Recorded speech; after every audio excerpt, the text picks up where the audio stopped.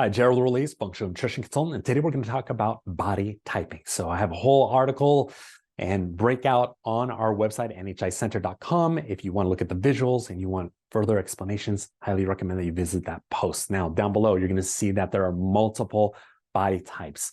There's a liver type, adrenal, thyroid, pituitary, and gonadal. When we talk about the gonads, we're talking about the testicles, as well as the ovaries when it comes to women and men. And so it's important to understand that when individuals come into our clinic, we are beginning our assessment with a thorough intake, and we're getting a pulse on individuals' emotions. But also, we start to make some observations. Many cardiologists and heart specialists understand that Dr. Frank developed this, what's called the Frank's sign. So if any individuals have a diagonal earlobe crease, sometimes it's on one side, sometimes on both sides, that usually indicates that there's some heart stress going on. It's been linked to increased risks of atherosclerosis or any type of cardiovascular event. So physically, when individuals come in front of me, then we're looking at that. Many of my acupuncture colleagues, even myself, would look at the tongue of an individual. So you know that if someone has teeth marks on the sides of their tongues, then there's swelling of the tongue, and usually that's indicating some liver sluggishness or some sort of inflammation that's pushing back out to the tongue, causing to swell, and now it's pushing on the teeth. And so there are many ways to assess internal health, and we're talking about organ health, cellular health, from the outside. Oftentimes, if I see an individual and they've got a swollen mass over here and right in the front of the throat, there might be potentially a goiter developing, right? If an individual allows me to go ahead and palpate and we find some bumps or ridges, there might be some nodules. And so physically, we're looking at individuals as they come into our clinic. Many of you have met an individual and they have a beer belly, right? And this beer belly gives information as to what's going on internally. So we know beer is composed of alcohol. That alcohol is converted to acetaldehyde, a known carcinogen.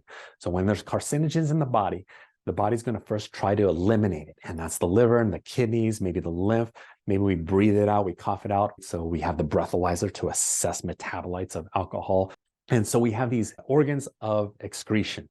And if the body's not able to excrete the acetaldehyde, it's going to store it to prevent it from having its damaging or carcinogenic effects within the body. And so now we start to see not only acetaldehyde, but other toxins that are carcinogenic. So many heavy metals or chemicals that are in our environment that we get through our water, the foods we eat, the toxins that we apply on our skin or the air we breathe in, and the body wants to eliminate it, but when it's unable to do it, it will deposit it into typically adipose tissue. And then we start to see different patterns in which our body's storing these toxins, known to give rise to now these body types, okay? And you're gonna see from down below when you read our article that the body types are broken out into also different endocrine glands.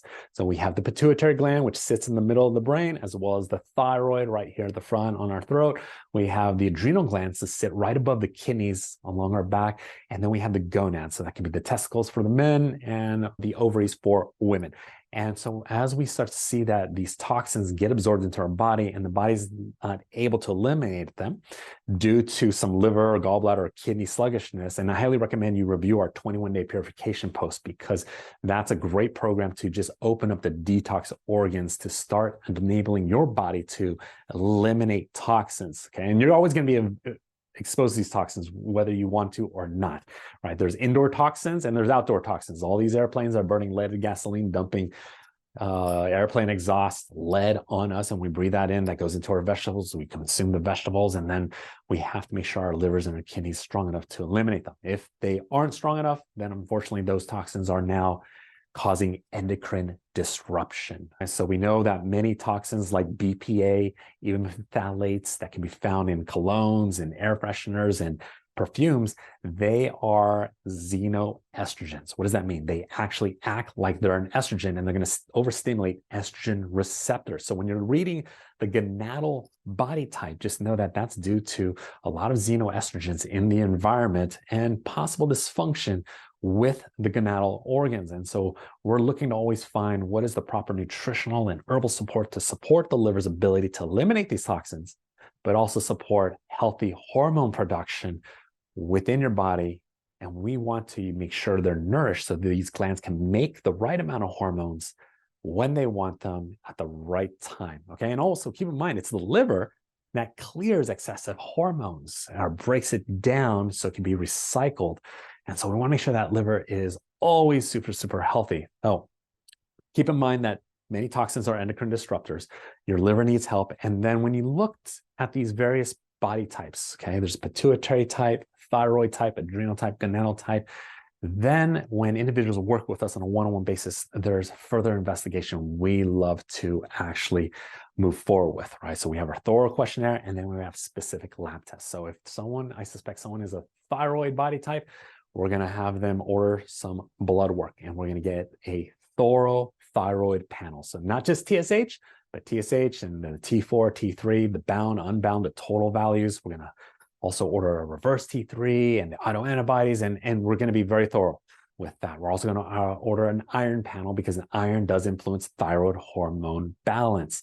Then if someone is an adrenal case, we're going to be ordering this adrenal stress index. In our office, we're going to run the orthostatic hypotension test, which is 2 blood pressure readings, one lying down, one standing up.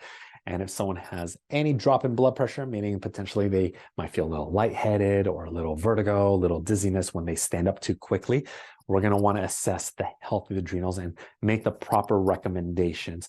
If someone is dealing with fertility or female or male vitality issues, then we're going to be ordering saliva tests.